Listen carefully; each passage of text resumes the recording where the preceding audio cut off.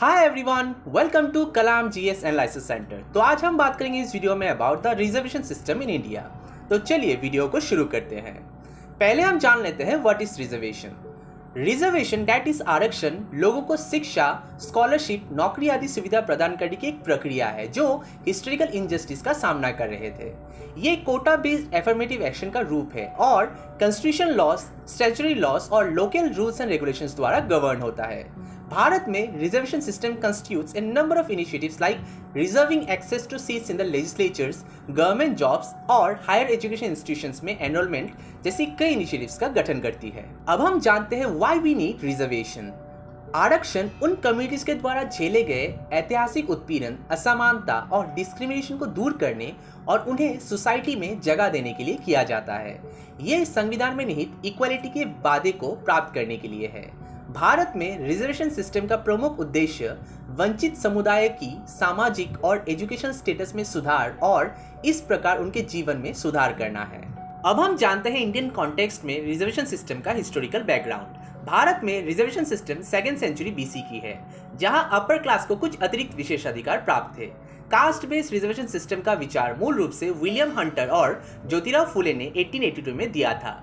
आज जो आरक्षण मौजूद है वो 1933 में पेश किया गया था, जब ब्रिटिश प्रधानमंत्री रैमसे मैकडोनाल्ड ने कम्युनल अवार्ड प्रेजेंट किया था। इसने मुसलमानों, सिखों, भारतीय ईसाइयों, एंग्लो इंडियन, यूरोपीय और दलितों के लिए सेपरेट इलेक्टर्स का प्रावधान किया। कम्युनल अवार्ड का महात्मा गांधी ने विरोध किया था, जबकि BR अम्बेडकर ने इसका समर्थन किया। स्थिति से निपटने के लिए पूना पैक्ट का हस्ताक्षर किया गया। इसके अनुसार देश में एक हिंदू मतदाता होगा, जिसमें दलितों के लिए सीटें आरक्षित होगी। आजादी के बाद शुरू के केवल ST और SC के लिए आरक्षण प्रदान किया गया था। इसके बाद मंडल कमीशन की रिकमेंडेशंस पर 1991 में OBC को आरक्षण के दायरे में शामिल किया गया था। 1992 के इंदिरा साहनी मामले में सुप्रीम कोर्ट ने बैकवर्ड क्लासेस के लिए 27% आरक्षण को बरकरार रखते हुए हायर कास्ट में इकोनॉमिकली बैकवर्ड क्लासेस के लिए 10% सरकारी नौकरियों की आरक्षित करने वाली सरकारी नोटिफिकेशन को रद्द कर दिया। इसी मामले में सुप्रीम कोर्ट ने भी इस प्रिंसिपल को बरकरार रखा कि कंबाइंड रिजर्वेशन बेनिफिशियरीज भारत की आबादी के 50% से अधिक नहीं होना चाहिए। इस जजमेंट एंड प्रोविजन के माध्यम से क्रीमी लेयर के कॉन्सेप्ट को भी बल मिला कि बैकवर्ड क्लासेस के लिए आरक्षण केवल इनिशियल अपॉइंटमेंट्स तक ही सीमित नहीं होना चाहिए और ना कि प्रमोशंस तक। हाल ही में 2019 के 103rd कॉन्स्टिट्यूशनल अमेंडमेंट एक्ट ने अनरिजर्व कैटेगरी में आर्थिक रूप से पिछड़े के लिए सरकारी नौकरियों और एजुकेशन इंस्टीट्यूशंस में 10% आरक्षण प्रदान किया है। यह अधिनियम सरकार को इकोनॉमिक बैकवर्डनेस के आधार पर आरक्षण प्रदान करने की शक्ति प्रदान करने वाले क्लॉसेस जोड़कर संविधान के अनुच्छेद 15 और 16 में संशोधन करता है। ये 10% इकोनॉमिक रिजर्वेशन 50% रिजर्वेशन कैप से अधिक है। अब हम जानते हैं इंडिया में रिजर्वेशन जरूरी क्यों है।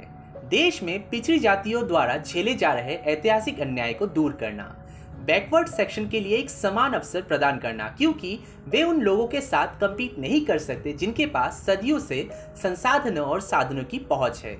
राज्य के अधीन सेवाओं में बैकवर्ड क्लासेस का एडुकेट रिप्रेजेंटेशन एंश्योर करना, बैकवर्ड क्लासेस की उन्नति के लिए, और to ensure equality as basis of meritocracy, that is all people must be brought to the same level before judging them on the basis of merit। अब हम जानते हैं why reservation demand has been growing rapidly।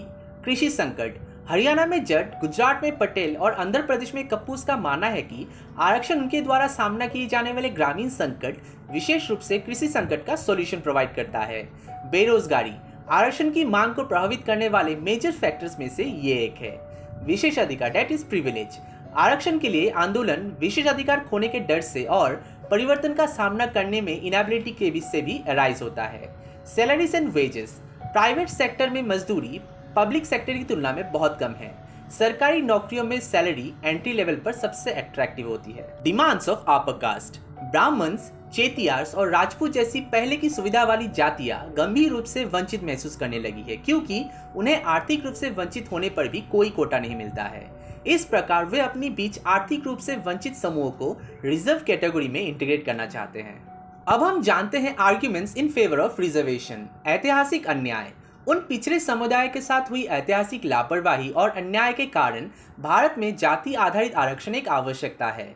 Level playing field, आरक्षण एक level playing field provide करता है क्योंकि backward section जो ऐतिहासिक रूप से एजुकेशन स्किल्स और इकोनॉमिक मोबिलिटी से वंचित थे, उन लोगों के साथ सडन कंपटीशन करना शुरू कर देते हैं जिनके पास सदियों से उन साधनों तक पहुंच थी। Meritocracy versus equality.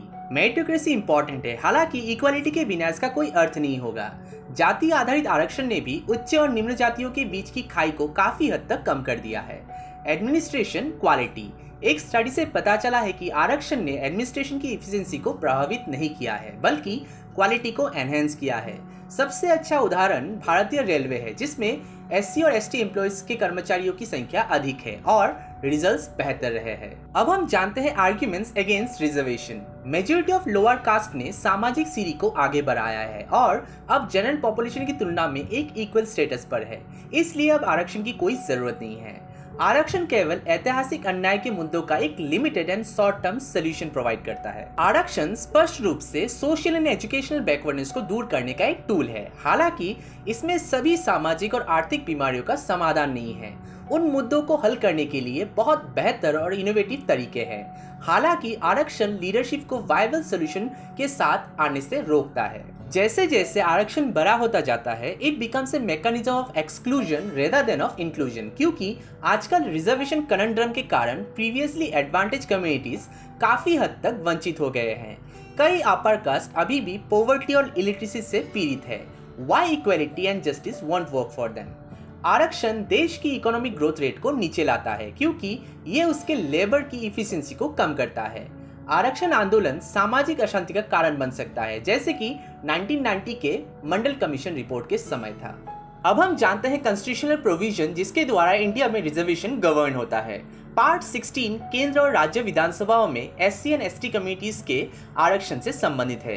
संविधान में आर्टिकल 15(4) एंड आर्टिकल 16(4) ने राज्य और केंद्र सरकारों को एससी एंड एसटी के सदस्यों के लिए सरकारी सेवाओं में सीटें रिजर्व करने में सक्षम बनाया।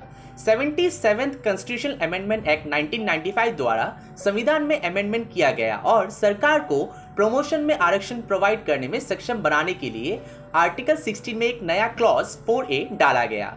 बाद में आरक्षण देकर promoted SC and ST communities के उम्मीदवारों को कंसीक्वेंशियल सीनियरिटी प्रोवाइड करने के लिए 85th कॉन्स्टिट्यूशनल अमेंडमेंट एक्ट 2001 द्वारा क्लॉज 4A को मॉडिफाई किया गया था।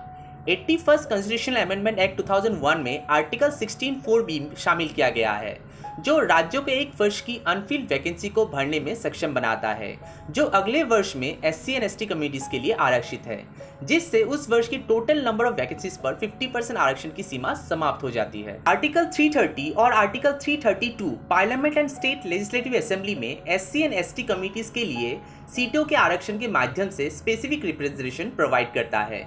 आर्टिकल 243D प्रत्येक पंचायत में एससी एंड एसटी कम्युनिटीज के लिए सीटों के आरक्षण का प्रावधान करता है। आर्टिकल 233T प्रत्येक नगर पालिका में एससी एंड एसटी कम्युनिटीज के लिए सीटों के आरक्षण का प्रावधान करता है। संविधान के आर्टिकल 335 में कहा गया है कि एडमिनिस्ट्रेशन की इफिकेसी को बनाए रखते हुए एससी एंड एसटी कम्युनिटीज के दावों को संवैधानिक रूप से ध्यान में रखा जाएगा। अब हम बात करते हैं कुछ possible solution of reservation system in India. Economic status के अनुसार रिजर्वेशन सिस्टम क्रिएट करना चाहिए। Reservations based on caste and not on the basis of economic conditions are unethical and unacceptable. जीवन की खराब परिस्थितियों वाले लोगों के अपलिफ्टमेंट के लिए fair and ethical reservation provide किया जाना चाहिए, जिसके पास खाने के लिए भोजन, पहनने के लिए कपड़े और रहने के लिए घर नहीं है। This shall be made on the basis of factors such as gender, as women are more disadvantaged than men since primitive times. Domicile, family education, family employment, family property, family income and if any disabilities and traumas. आरक्षण की प्रक्रिया ऐसी होनी चाहिए कि वे वास्तव में आर्थिक रूप से वंचित व्यक्तियों को फिल्टर करे और उन सभी को न्याय दिलाए। दूसरा, छात्रों को स्टडी के दौरान इनकम की अपॉर्चुनिटी प्रोवाइड करे। एजुकेशन की क्वालिटी में सुधार के लिए ग्रास रूट लेवल पर हमारी एजुकेशन सिस्टम में क्रांतिकारी बदलाव लाना चाहिए, क्योंकि प्राइमरी स्टेज पर बच्चों को क्वालिटी एजुकेशन प्रोवाइड नहीं की गई तो सब्सिक्वेंट स्टेजेस में आरक्षण का कोई फायदा नहीं होगा। एंट्री बैरियर्स में छूट देकर मेरिटोक्रेसी को पॉल्यूट नहीं किया जाना चाहिए, बल्कि अनप्रिविलेज को फाइनेंशियल एड देकर एनकरेज किया जाना चाहिए। बैकवर्ड्स को जस्टिस, फॉरवर्ड्स के लिए इक्विटी और एंटायर सिस्टम के लिए इफिशियंसी के बीच संतुलन खोजने के लिए एक मजबूत पॉलिटिकल विल अनिवार्य है। इस प्रकार आरक्षण डेवलपमेंट एंड इक्वालिटी के ठीक विपरीत है। हमें जाति या धर्म के आधार पर आरक्षण की आवश्यकता नहीं है, बल्कि केवल उन लोगों को सहायता प्रदान करने के लिए है जिनके पास कम रिसोर्सेस है, और मेरिट को एडमिशन प्रोसीजर के साथ साथ एम्प्लॉयमेंट अपॉर्चुनिटीज में equal and due importance provide किया जाना चाहिए। इस तरह हम कास्ट डिस्क्रिमिनेशन को खत्म करने में सफल होंगे और आर्थिक रूप से अमीरों को उनकी जातियों की परवाह किए बिना आर्थिक रूप से गरीबों का समर्थन करने के लिए एकजुट करेंगे।